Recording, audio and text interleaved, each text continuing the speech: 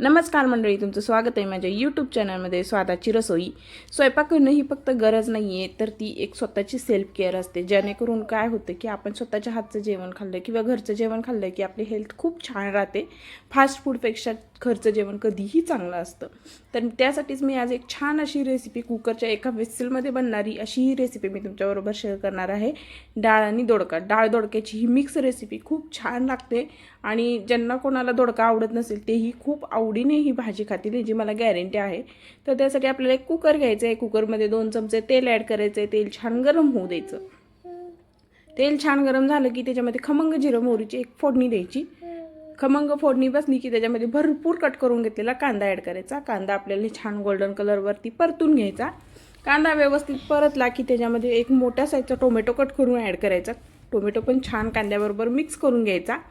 Tomato छान मऊ शिजला की त्याच्यामध्ये भिजवून घेतलेली तुरीची डाळ ॲड करायची. मी 10 मिनटं तुरीची डाळ भिजत घातली होती. ती तुरीची डाळ मी ह्याच्यामध्ये ॲड केलेली आहे. तुरीची डाळ छान कांदा आणि टोमॅटोबरोबर छान मिक्स करून घ्यायची. नंतर त्याच्यामध्ये 1 चमचाभर आलं लसणाची पेस्ट ॲड करायची. आलं लसणाची पेस्ट छान कांदा टोमॅटो डाळीबरोबर मिक्स करून घ्यायची, परतून घ्यायची. आलं लसणाची पेस्ट व्यवस्थित परतली की त्याच्यामध्ये चवीपुरतं मीठ, 1 चमचा धनेपूड घालायची, अर्धा चमचा हळद घालायची, अर्धा चमचा गोडा मसाला घालायचा आहे ह्याच्यामध्ये. हे सर्व मसाले छान एकत्र घालायचे. नंतर त्याच्यामध्ये 2 चमचे कांदा लसूण मसाला घालायचा आणि हे सर्व मसाले छान एकत्र मिक्स करून घ्यायचे. मसाले छान एकत्र मिक्स झाले की आपण कट करून घेतलेल्या दोडक्याच्या फोडी त्याच्यामध्ये ॲड करायच्या आहेत. पाहू शकता मसाले एकदम छान मिक्स झालेले आहेत. आता मी छान बारीक कट करून घेतलेल्या दोडक्याच्या फोडी याच्यामध्ये ॲड करते.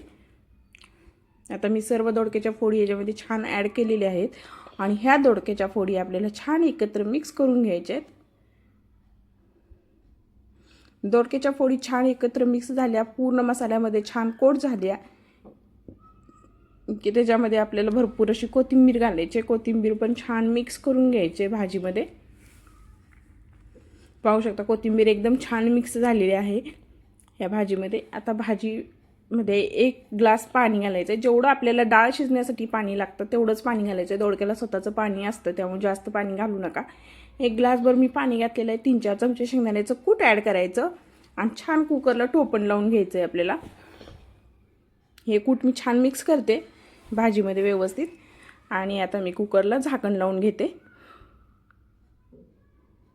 अगदी एका विसलमध्ये ही भाजी शिजते आणि डाळ आपण अगोदर भिजवत घातलेली, त्यामुळे डाळ पण एका विसलमध्ये छान शिजून निघते. तर आपली डाळ व्यवस्थित शिजलेली आणि भाजी पण एकदम छान झालेली आहे. पाहू शकता मी आता टोपण काढते. पाहू शकता एकदम छान तर्री वगैरे छान व्यवस्थित सुटलेली आहे आणि भाजी पण एकदम छान मस्त शिजलेली आहे. आता या भाजीमध्ये आपण भरपूर अशी कोथिंबीर घालूया. कोथिंबीर छान मिक्स करून घेऊ भाजीमध्ये आणि आपली भाजी भाकरीबरोबर, चपातीबरोबर, भाताबरोबर खाण्यासाठी तयार आहे. तुम्हाला जर माझ्या रेसिपी आवडत असतील तर माझ्या चॅनलला सबस्क्राईब करा, लाईक करा, शेअर करा, कमेंट करा. आणि ही रेसिपी अगदी 5 ते 10 मिनिटात बनते, कारण आपण कुकरमध्ये ती बनवत आहोत. तर 10 मिनिटात ही बनवून तयार होते आणि खायला खूप छान लागते. तुम्ही एकदा नक्की ट्राय करा आणि मला कमेंट करून सांगा की तुम्हाला ही रेसिपी आवडली.